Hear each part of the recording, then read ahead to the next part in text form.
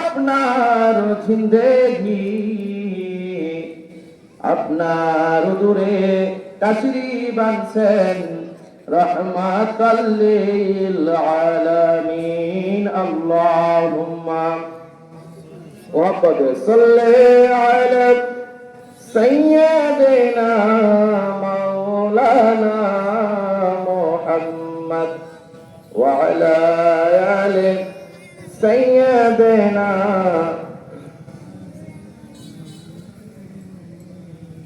আলহামদুলিল্লাহ, সমস্ত প্রশংসা সেই মহান রব্বুল আলামিনের জন্য,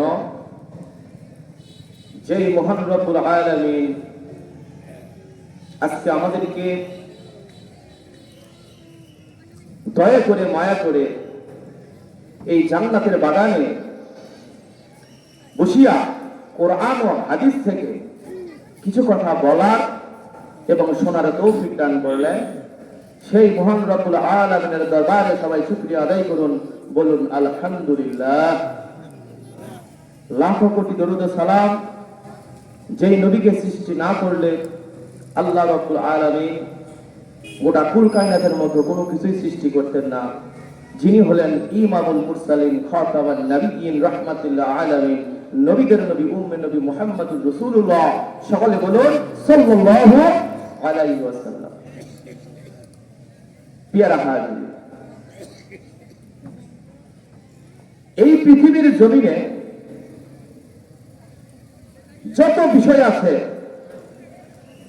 প্রত্যেকটা বিষয়ের কিন্তু ইখতিলাফ আছে, মতবিরোধ আছে। কথা বলুন ঠিক কিনা? দ্বিধাদ্বন্দ্ব আছে। যেমন আমি এই যে এই টুপিটা পরেছি, কেউ বলছে এই টুপি পরা যাবে না, কি করতে হবে? পাঁচকল্লি করতে হবে। কেউ বলছে নিয়ত বাঁধার সময় 3 আঙ্গুল দিয়ে এই কবজি ধরা যাবে না, কি করতে হবে? শীতের মতো ঠান্ডা লাগলে যেভাবে মানুষ এই যে এইরকম করে নিয়ত বাঁধে, এইভাবে রাখতে হবে। দ্বন্দ্ব আছে না নাই? কেউ বলছে এটা করতে হবে, কেউ বলছে ওটা করতে হবে। কিন্তু এই পৃথিবীর জমিনে একমাত্র একটা বিষয়, যেই বিষয়ে কোনো দ্বিধাদ্বন্দ্ব নেই, দ্বিমত নেই, সেটা হচ্ছে মানুষের মৃত্যু। কথা বলুন ঠিক কিনা? মৃত্যু নিয়ে কারো দ্বিধাদ্বন্দ্ব আছে? কেউ কি বলতে পারবে যে আমার মৃত্যু হবে না? কেউ কি বলতে পারবে? একমাত্র এই বিষয়টাই সবাই একমত যে মৃত্যুর স্বাদ সবাইকেই গ্রহণ করতে হবে। কারণ আল্লাহ রাব্বুল আলামিন বলেছেন কুল্লু নাফসিন যায়িকাতুল মাউত, প্রত্যেক প্রাণীকেই তার মৃত্যুর স্বাদ গ্রহণ করতে হবে। কথা বলুন ঠিক কিনা?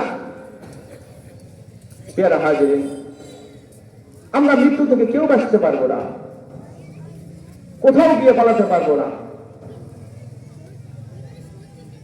আর একদিন এই পৃথিবীর সব কিছু ধ্বংস হয়ে যাবে, থাকবে কে?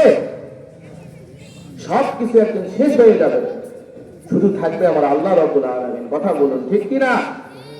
আবার আল্লাহ রাব্বুল আলামিন পবিত্র কোরআনের মধ্যে বলেন কুল্লু মান আলাইহা ফানি ওয়া ইয়াবকা ওয়াজহু রাব্বিকা যুল জালালি ওয়াল ইকরাম। এই পৃথিবীর সব কিছু নশ্বর, অবিনশ্বর একমাত্র আমার আল্লাহ রাব্বুল আলামিন। তিনি মহিমান্বিত এবং তিনি মহিমাময়। ওরে বলুন সুবহানাল্লাহ।